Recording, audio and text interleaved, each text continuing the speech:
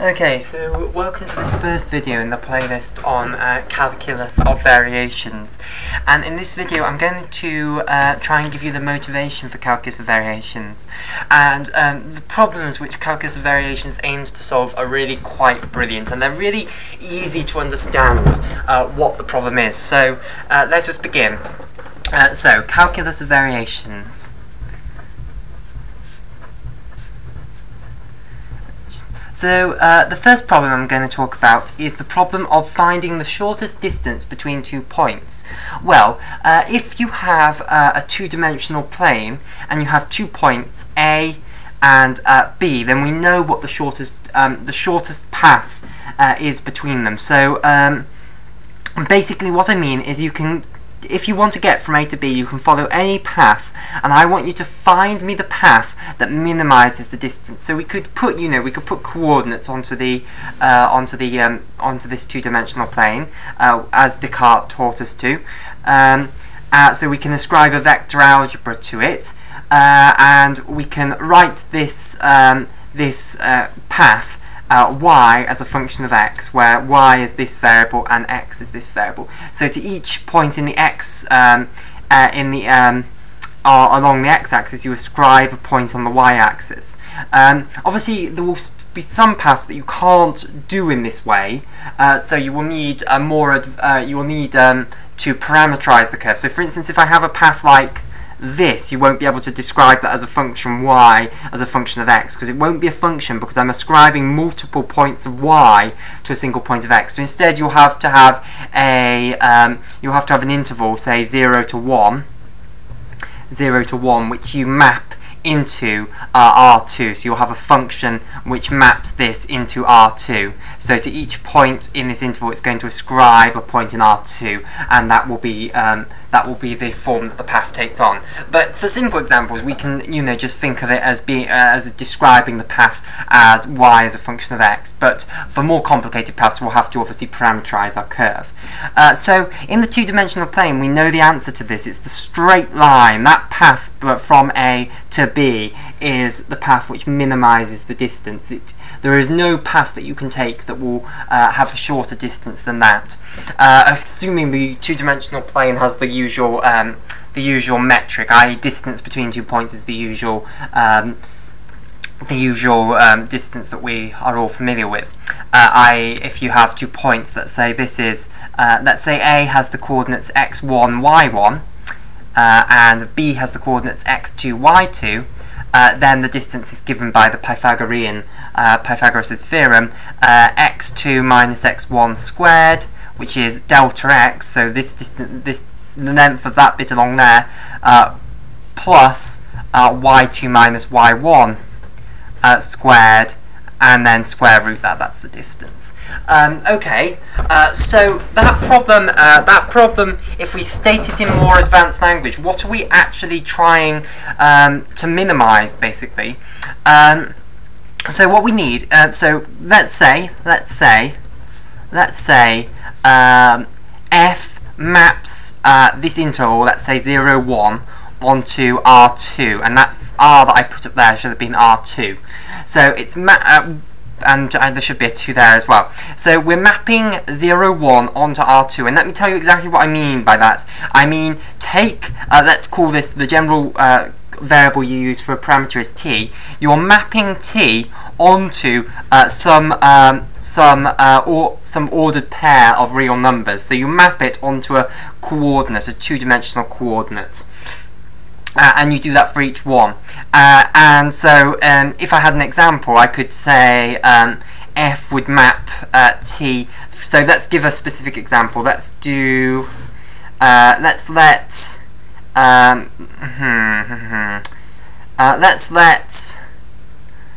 it be the path that is given by arc sine. We'll do actually arc cos. Yeah, we'll do arc cos, so let it be this path here, and we'll go all the way up like that. So this is the function arc cos. So here is 1, here is pi by 2, here is pi, here is 3 pi by 2, and here is 2 pi all the way up here. Okay, and obviously I cannot describe that as a function from x to y because I've got more than one point. Each x point will be going to more than one point in y, so it's not a function. So I could obviously just limit it down to there and then describe that function as arc-cos, where it's 1 to 1 from 0 to where the codomain varies from 0 to pi. But instead, let's do it by parameterization. So if we let t vary between, what should we let it vary between? If we let t vary between if we let t vary between 0 and 2 pi, then that seems sensible. 0 and 2 pi, and we're going to map it onto R2, then how would we do this? So if we let t exactly go onto, let the y coordinate be t, let the x coordinate be cos of t. Yep, hopefully this will work. And the y coordinate be t. So let's understand if that works or not. So I'm going to map this interval 0 to 2 pi. So I have this pen is really bad. It's smudging. Right, so I want to throw that away so that I never try and use it again. Let's try and use this one. I like these start the pens up until the point that they you overuse them and they the tip starts getting too thick for use. So this is the interval 0 to 2 pi, and this one has, I think, seen better days too. Okay, should just use pencil. 0 to 2 pi. So this is our interval. Oh, that one's gone as 2. Make a pile. Okay, I'll just use the big blue thick pen. Is this the big blue thick pen that actually works? No, it's not. Here is the big blue thick pen that actually works. Right, so that is a pile of pens to get in the bin. Right, okay, so we have this interval 0 to pi, 0 to 2 pi, so this is our interval, this is our domain. We're then mapping this function onto the real two-dimensional plane, and basically what I'm doing is I'm taking each of these points, I'm taking 0 to this y point, and 2 pi to this y point, so I'm just sort of bringing this interval there, but of course I'm not just describing a y coordinate to it, I'm describing an x coordinate to it as well, so it will bring out the x coordinate to be exactly cos of t, which is exactly what I want it to be. So that is a function that will give me this curve here. So I might ask, what is the distance from here to here? So this is the point A, and this is the point B, and obviously I want all curves that go from there to there. So A is obviously the point 1, 0, and B is the point 1, 2 pi. Okay, so I'm saying I want to find the function. I want to find the path from A to B of the least distance. So I want to be able to work out for any path between A and B what is the actual distance of that. And the way that you do that is if you imagine this path and you imagine a tiny little interval dt. So imagine a tiny little interval dt. Then we can work out as it gets very, very, very, very close, as you make dt absolutely tiny, what it converges on being is a tiny little straight line. So imagine this is an arbitrary point here. So we'll say this is a point f. Well, it'll be a point f of t here. So given a t, you can pick a t. I'll take the value of f of t, so you map it onto the two-dimensional plane. In the tiny, if I make dt absolutely tiny, then f of t plus dt, the little connection between them, the little line between them. So if I take 2 points here, t and t plus dt, and you bring them closer and closer and closer together, eventually it will converge on being a straight line, and then we can work out what the distance of that straight line is. So what is the tiny little distance ds? Well, we'll work out what ds squared is by the Pythagorean theorem. It's dx squared plus dy squared. So we need to know how much does x change and how much does y change.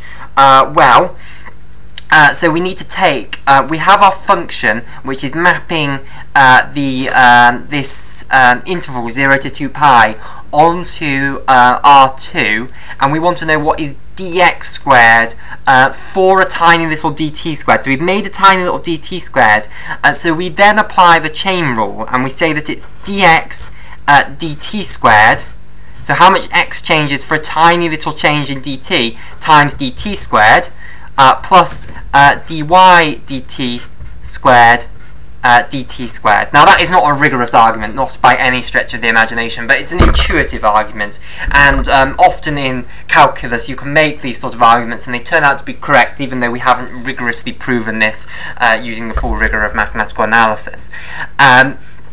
Okay, so that is approximately what this tiny little length interval here is. The tiny little length interval. Basically, if you change by dt, you change x by some amount, and the amount you change it by converges on being dx dt. So as you make dt smaller and smaller and smaller, the change in x that you undergo for that dt converges on dx dt, and similarly the change in y converges on dy dt. So basically what I'm saying is take any I want to be able to keep the picture in view. So take any 2 points, take a point here and then take a delta t, so you go forward some amount here. Let's make the it more obvious. So you go forward some amount, delta t, and basically you can work out using the, it's just calculus of finite differences, you can work out exactly what, you can work out the change in x and the change in y exactly, but basically as you make dt smaller and smaller and smaller, that change in x and that change in y converges on being these formulas. So you give me the dt, and I just need to multiply this by the derivative of x with respect to time and the derivative of y with respect to time.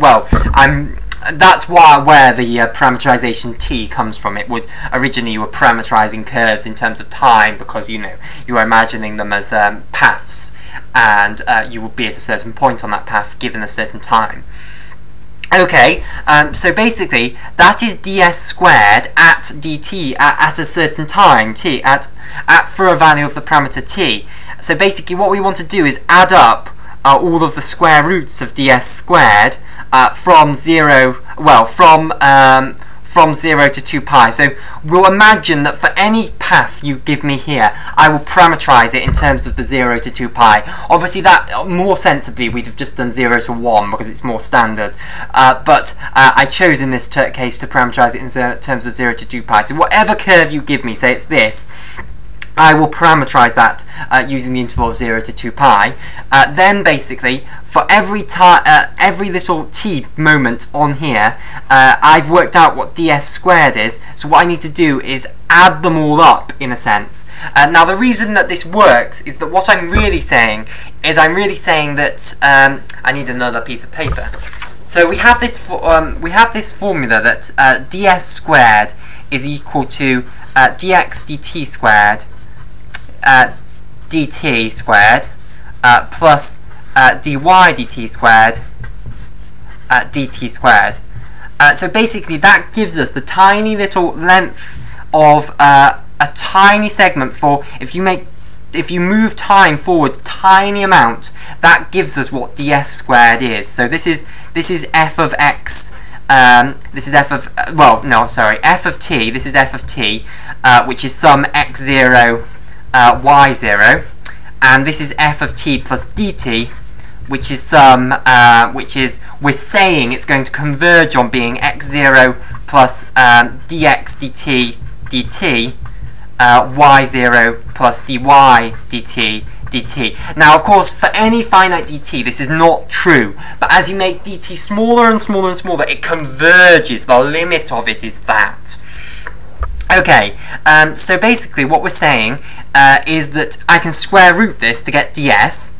So we'll pull out the dt, so we get dt square root of dx dt squared plus dy dt squared.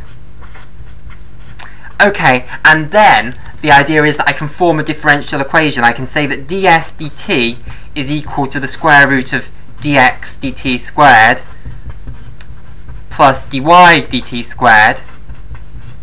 So what I can then say is, let's anti-differentiate this to get s as some function of t, and basically if I then evaluate that at 2 pi and take away what it was at 0, so basically I'm saying that I'm saying let's make a cumulative function. So let's draw a picture to explain what I mean. So we have this function from, we had a point here and we went like that.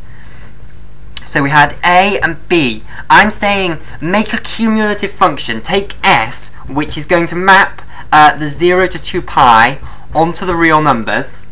And it's going to be given by, s is going to be at any point t. You give me a point t, I will map it onto s, and s of t will be the distance from a to s. And basically, if I have such a function, then s is, as I say, a function of t. Then the derivative of it with respect to t must equal this, because what is the definition of the derivative? The definition of the derivative is the limit as h approaches 0 of s of t plus dt minus s of t over, s of h, we'll put there h. And basically, as h becomes very small, I've already told you that s of t plus h converges on being this, so I would just stick that, s of t plus h minus s of t. So, okay, s of t will have some value. So if we go to this picture, s of t plus h, so you've got s of t here, and you've got s of t plus little h here. So h is replacing dt now, so we'll just say h is equal to dt. And the change in how much you go, the change in this value of the cumulative length function here must be the length that you go from going from t to t plus h. Therefore, it must be equal to this thing here, which we've already derived. We'll stick that into there. The h divides off, so we get ds dt is going to be equal to this, and this is the derivative of this cumulative length function. Now obviously we know that derivatives are not unique, antiderivatives are not unique rather, so when I have this differential equation there are many solutions. But what I need to ask is, I want what the cumulative length function is here at 2 pi. So I put in s of 2 pi. The problem is that we want also s of 0, s at this point a, s of 0, we would have liked it to be 0, but it might not be 0. You have to put the constant term in to get it to equal 0. So you'd get, when you solve this differential equation, you'd get that you had an arbitrary constant term in. You'd then apply the initial condition of you want the arc length for A, i.e. at t is equal to 0, to be 0. Therefore you'd put in that, and if you did that, if you standardised it properly like that, then the s of 0 term would be 0, so it would just become s of 2 pi. But if you don't standardise it properly, it doesn't matter, because you just need to subtract off whatever s of 0 was in the first place. So that is how you would work out arc length. So it would usually be written as the integral from 2 pi to 0, because this is actually, after all, an antiderivative. So we can apply the fundamental theorem of calculus and say that s of 2 pi minus s of 0 is just the integral of this thing between 0 and 2 pi. Now, of course, you could have just argued that we could have defined this as a Riemann integral in the first place, and then we didn't need this. But I think a more intuitive argument is this argument of why the integral actually gives that, is that we can make this without going into the rigour of it. But, I mean, you could, obviously, you could define things very carefully. You could say, let's take a Riemann sum, let's take the, the infimum of the upper Riemann sums and the supremum of the lower Riemann sums. You can do that. But I prefer this because I find it is, in my opinion, more intuitive that you're creating this cumulative length function here. And it's an intuitive way of viewing the fundamental theorem of calculus, the second fundamental theorem of calculus, that what you're doing is creating a cumulative length function along here, and if you were to differentiate that length function with respect to t, what would it be? And it would be equal to this. Therefore all you need to do is anti-differentiate that and evaluate it at the two limit points. But the normal formula you will get for arc length is this. So, the problem of calculus of variations is then, here is a formula for arc length, for the length of any curve. You find me the function, so the problem of calculus of variations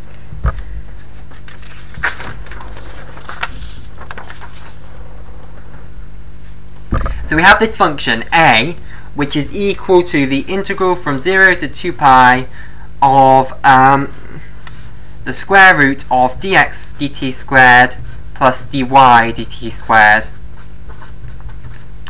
dt. Okay, and the problem is to minimize this, is to find the f which maps 0 to 2 pi onto R2 such that f of 0 is equal to, well, it's got to be equal to this point A here, so 1, 0, 1, 0, and f of 2 pi is equal to 1, 2 pi. Okay, so that's the coordinate that each of those t values is taken onto. The problem is to find the function which maps 0 to 2 pi onto R2 such that it obeys those conditions, which minimizes this,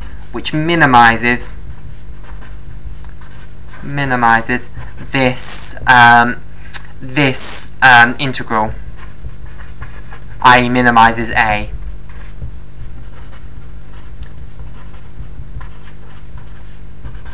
And we know the answer. We know that this is the straight line.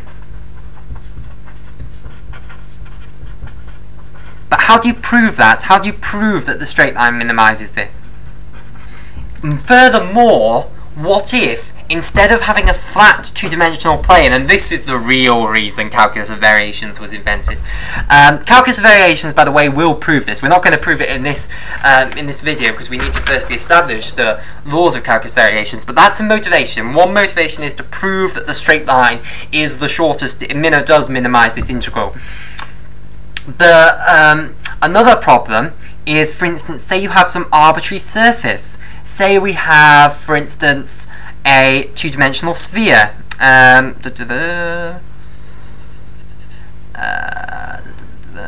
So something like that.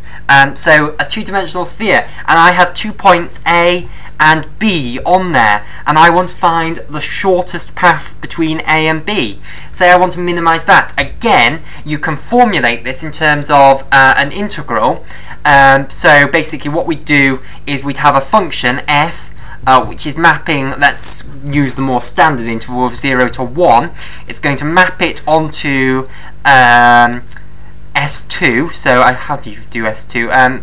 S2, do you put the dollar like that? I think that is the symbol for S2, the two-dimensional sphere. It might just be S2, but it's mapping it onto the two-dimensional sphere anyway, so it's taking each point of this one-dimensional interval, 0 to 1, here, and it's mapping it onto a point here. So let's say 0 is mapped onto A, and 1 is mapped onto B, and all the points in between are mapped onto some points in between that. And of course it has to obey more conditions. The path has to be continuous. So you're not allowed to just map these onto anything. We do want it to remain a path. So we want this we want it effectively to be like you've got an elastic band and you're stretching it onto there. If you do know topology, you'll know that that is the condition that this path, this set here, and well, this topological space here, and the topological space of the path between A and B are topologically homeomorphic. But if you don't know that word, all it means is effectively, imagine that this is a little bit of elastic band. Basically, I can mold it into the path between A and B just by stretching and molding the elastic band. That's what topologically homeomorphic means. There is a very rigorous definition of exactly how to rigoritize that, but if you don't know it, don't worry about it. Just see the intuitive picture of what we're doing. We know that this is the straight line. Oh no, we don't know it's the straight line for an arbitrary sphere. So the problem would be to minimize the distance of that. And again, you can formulate what the distance is in terms of an integral. So more generally, we can take an arbitrary surface, so an arbitrary two-dimensional surface, and we can have 2 points in the arbitrary surface. So imagine hills. Imagine a hilly landscape. This was, I think, the problem that kick-started calculus of variations. You have a hilly landscape, say in France, I think it was. I think it was Gauss who was first asked this problem, and people wanted to know, we want to build a road between two villages, what's the shortest path between the two villages? Can calculus, and obviously people turned to calculus because calculus was able to minimize functions. It was able to find, local minima of functions by differentiating and setting the derivative equal to 0. So people were hopeful that you'd be able to invent something similar that could work for, instead of just minimizing, a function, minimizing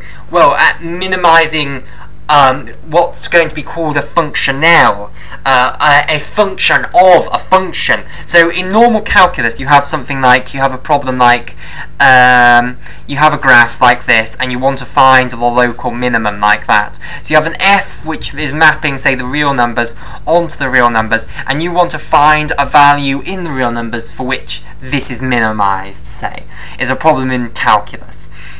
What we're asking now is find me the function, find me a whole function, find me a path which minimizes. We are mapping, instead of mapping, we have basically a bigger function which we'll call, I don't know, phi, which is mapping not a real number onto a real number, but a function onto a real number. It's giving each of these paths which we could call a function, because it is a function, it's mapping 0 to 1 onto R2, which is the function. So it's mapping each one of these functions, which maps 0, 1 onto S2 or onto whatever surface it is. It's mapping each of those onto a real number, which is the path length of the path. And we want to find the function which minimizes this. And people turned to calculus as a way of doing that. And it was Lagrange who first discovered how to do this.